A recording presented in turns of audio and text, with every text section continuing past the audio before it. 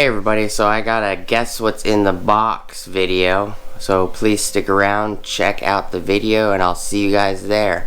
Thanks for watching.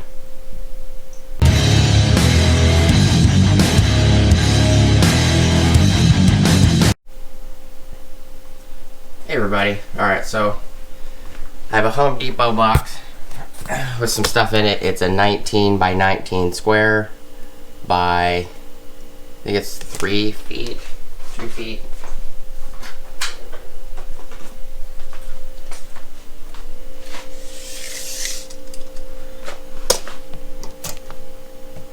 It's 2 foot, 2.5 feet tall.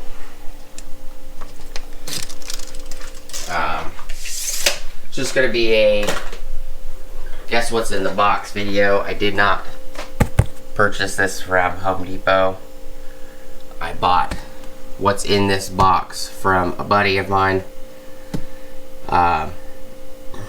So let me know what you guys think is in the box.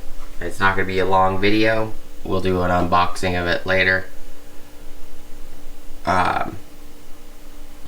Could be tools, could be other things.